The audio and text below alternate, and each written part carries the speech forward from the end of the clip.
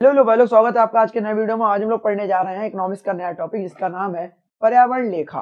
पर्यावरण लेखा के बारे में आज हम पढ़ेंगे। ये बहुत ही ज्यादा इंपॉर्टेंट टॉपिक है बीएलएलबी इकोनॉमिक्स के पॉइंट ऑफ व्यू से।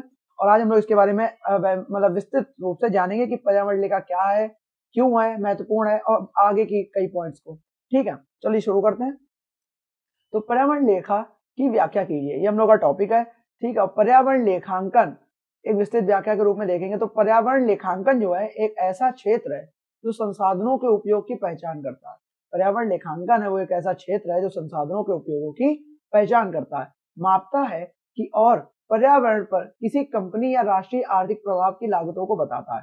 तो वो पहचान करता है, मापता भी है और क्या करता है, पर्यावरण पर किसी कंपनी या राष्ट्रीय आर्थिक प्रभाव की लागतों को बताता भी है। सरल शब्दों में कही जाए तो यह एक क्या है, ऐसी प्रक्रिया है जिसमें किसी कंपनी या देश के पर्यावरण पर पड़ने वाले प्रभावों को आर्थिक दृष्टिकोण से मापा जाता है। ठीक है, क्या है पर्यावरण लेखांकन? पर्यावरण लेखांकन एक ऐसा क्षेत्र है जो संसाधनों के उपयोग की पहचान करता है। जो क्या करता है, संसाधनों के उपयोग की क्या करता है, पहचान करता है, मापता भी है और साथ ही साथ क्या करता है, पर्यावरण पर किसी कंपनी या राष्ट्रीय आर्थिक प्रभाव की लागतों को भी बताता है। सरल शब्दों में ये कहा जाए कि यह एक ऐसी प्रक्रिया है, यह एक ऐसी प्रोसेस है जिसमें किसी कंपनी या देश के पर्यावरण पर पड़ने वाले प्रभावों को आर्थिक दृष्टिकोण से मापा जाता है। कैसे मापा जाता है? आर्थिक दृष्टिकोण से मापा जाता है। ठीक है, अब पर्यावरण लेखांकन महत्वपूर्ण क्यों है वो हम लोग देख लेते हैं। तो इसमें यह कह रहा है कि पर्यावरण लेखांकन महत्वपूर्ण क्यों, ये एक पॉइंट ऑफ व्यू है इसका पढ़ने के लिए। तो इसमें कह रहा पहला तो पारदर्शिता, ट्रांसपेरेंसी, जवाबदेही, निर्णय लेने में मतलब मददगार होता है और स्थिरता, स्टेबिलिटी बताया रहता है। पारदर्शिता से क्या मतलब है इसका, कि यह कंपनियों और सरकारों को अपने पर्यावरणीय प्रभावों के बारे में अधिक पारदर्शी बनने में मदद करता है। यह पर्यावरण लेखांकन क्या करता है, यह कंपनीज हो गई और जो गवर्नमेंट चल रही है, हमारे पर्यावरणीय प्रभाव या एनवायरमेंटल जो इफेक्ट्स होगा उसके बारे में अधिक ट्रांसपेरेंसी बनने में या ट्रांसपेरेंट बनने में क्या करता है, मदद करता है, हेल्प करता है। ठीक है, तो यह कंपनियों और सरकारों को अपने पर्यावरणीय प्रभावों के बारे में अधिक पारदर्शी बनने में मदद करता है। दूसरा टॉपिक है कि जवाबदेही कैसे इसकी दी जाती है। तो यह कंपनियों और सरकारों को पर्यावरणीय मुद्दों के लिए जवाबदेह बना देता है। अगर कोई दिक्कत होती है पर्यावरण में तो इसके जब लेखांकन लेखा जोखा होगा तो यह क्या कर देता है, कंपनियों और सरकारों को क्या करता है, अगर कोई पर्यावरणीय मुद्दा आ गया या कोई आपदा आ गई उसके लिए जवाबदेही बना के, इसका जवाब कौन देगा, ये दोनों लोग देंगे। कौन? कंपनी और सरकार। ठीक है, निर्णय लेना, निर्णय लेने में मतलब क्या होता है, डिसीजन टेकिंग में, डिसीजन मेकिंग में बहुत जरूरी होता है। यह बेहतर निर्णय लेने में मदद करता है। यह क्या करता है, बेहतर निर्णय लेने में मदद करता है। जैसे कि पर्यावरणीय नियमों को बनाने या निवेश के निर्णय लेना, जैसे कि पर्यावरणीय नियम उनको बनाने या निवेश के निर्णय लेना, ये क्या करता है, मदद करता है पर्यावरण लेखांकन। स्थिरता देखी जाए तो यह स्थायी विकास को बढ़ावा देने में मदद करता है। यह क्या करता है, स्थायी विकास को बढ़ावा देने में मदद करता है। उसके बाद बोला गया पर्यावरण लेखांकन के मुख्य घटक। मुख्य जो है घटक वो क्या क्या है, पहला हो गया पर्यावरणीय लागतें, दूसरा हो गया पर्यावरणीय लाभ और तीसरा हो गया पर्यावरणीय संकेतक। पर्यावरणीय लागतों के बारे में देखते हैं तो इसमें प्रदूषण नियंत्रण लागतें, इसमें क्या होता है, प्रदूषण नियंत्रण लागतें, अपशिष्ट निपटान लागतें और पर्यावरणीय क्षति के लिए मुआवजे शामिल है। पर्यावरणीय लागतें क्या क्या होती है इसमें, जैसे कि कोई प्रदूषण नियंत्रण के लिए लागतें लग रही हैं या कुछ पैसा लग रहा है, सरकार पैसा लगा रही है प्रदूषण को नियंत्रित करने के लिए, नए नए उपकरण का यूज कर रही है। अपशिष्ट निपटान की लागतें मतलब अपशिष्ट जो पड़े हुए कूड़ा करकट पड़ा उसको निपटाने की जो लागतें हैं, उनसे निपटने के लिए लागतें जो लग रही है। और जो पर्यावरण को क्षति हो रही है उसके लिए जो भी काम हो रहा है या लागतें जो यूज हो रही है वो क्या है, मुआवजे शामिल है। क्या है, मुआवजे शामिल है।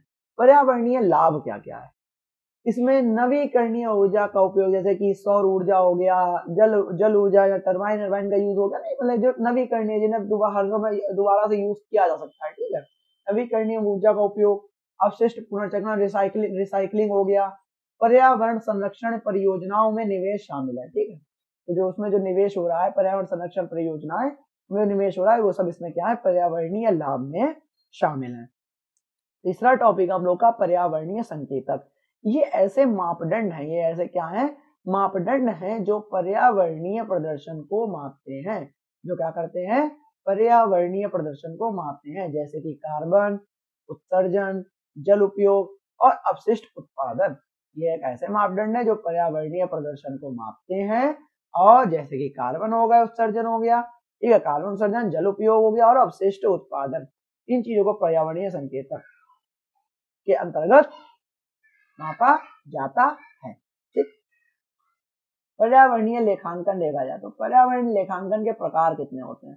पर्यावरणीय लेखांकन के प्रकार देखें तो भौतिक लेखांकन, मौद्रिक लेखांकन और सामाजिक लेखांकन। भौतिक लेखांकन क्या होता है, इसमें भौतिक संसाधनों के उपयोग और उत्पादन को मापा जाता है। इसमें क्या कहा जाता है, भौतिक संसाधन यानी जो फिजिकल रिसोर्सेज होगा उसके उपयोग और उत्पादन, उसके उपयोग जो यूज हो रहा है और जिसका प्रोडक्शन हो रहा है उसको क्या कहा जाता है, मापा जाता है। मौद्रिक लेखांकन क्या होता है, इसमें पर्यावरणीय प्रभावों को मौद्रिक मूल्य में व्यक्त किया जाता है। इसमें जो पर्यावरणीय प्रभाव, एनवायरमेंटल इफेक्ट होगा, उनको क्या करा जाता है, मौद्रिक मूल्य में व्यक्त किया जाता है, मौद्रिक मूल्य में व्यक्त किया जाता है। सामाजिक लेखांकन हो क्या हो गया, इसमें पर्यावरणीय प्रभावों के सामाजिक पहलुओं को मापा जाता है। इसमें क्या करा जाता है, पर्यावरणीय प्रभावों के सामाजिक पहलुओं, जो सामाजिक पहलू हैं उनको क्या करा जाता है, मापा जाता है सामाजिक लेखांकन के अंतर्गत।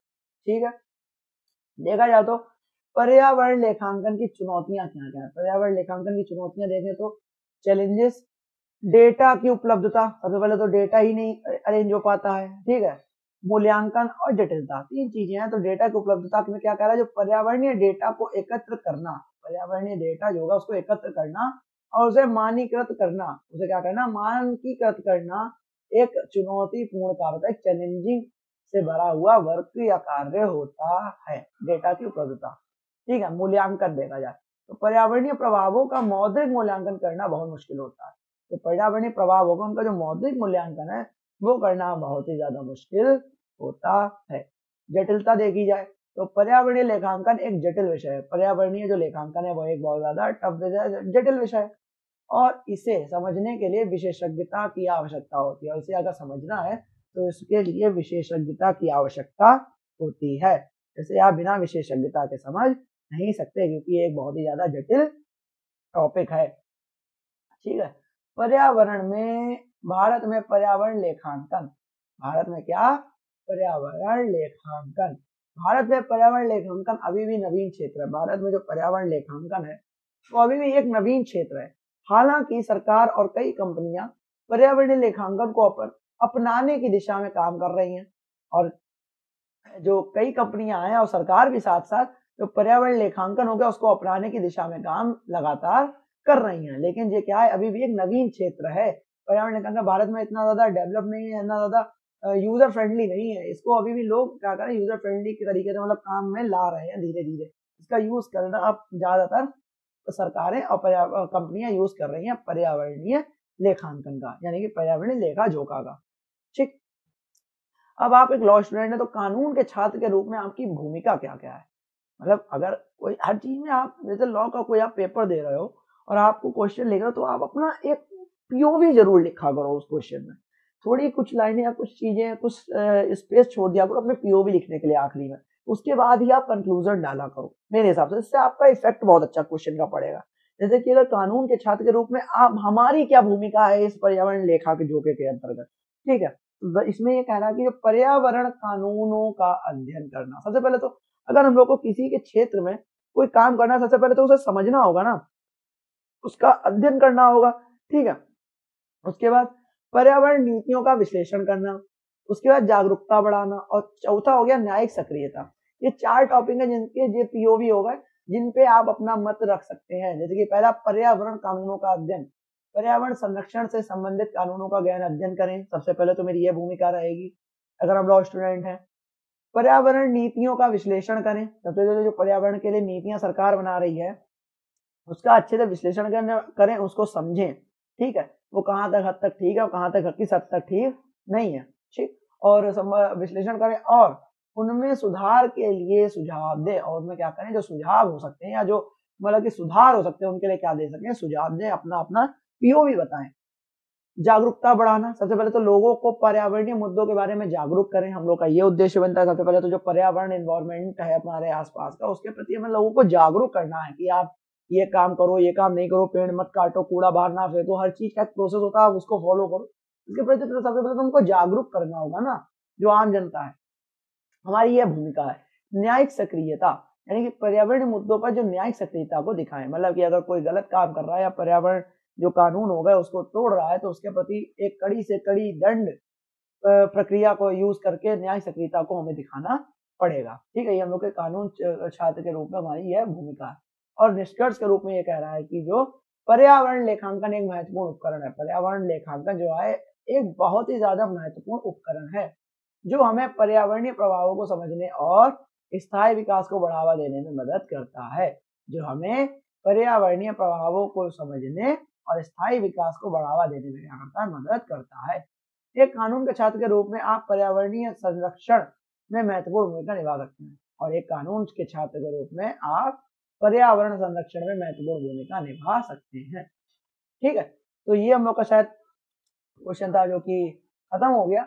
बहुत ज्यादा कोई टफ क्वेश्चन नहीं था, हम लोग को इसमें ये बताया गया कि जो पर्यावरण लेखा जोखा होता है, पर्यावरण के प्रति क्या क्या रखना है, जो अगर मुद्दे होंगे उसका जवाबदेही कौन देगा, उसकी मतलब कि होता नहीं है उसकी, वो कहते रजत दलाल वाला क्या है कि वो जिम्मेदारी कौन लेगा, हर चीज में जिम्मेदारी लेगा भाई लॉरेंस बिश्नोई हमारे बड़े भाई की जैसे। ठीक है, और इन चीजों के तरीके से अगर सरकार अगर कुछ गलत कर रही है तो उसकी जवाबदेही देने के लिए कौन है, अगर पर्यावरण में कुछ मुद्दे आते हैं, कुछ आपदा आती है। ठीक है, इसमें इसी के हिसाब से पर्यावरण लेखा था, बहुत ज्यादा कठिन टॉपिक नहीं था, बहुत ज्यादा सिंपल टॉपिक था, यूनिक टॉपिक था।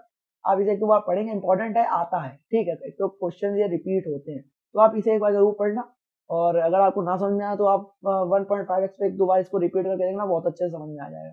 ठीक है, तब तक के लिए जय हिंद, जय भारत।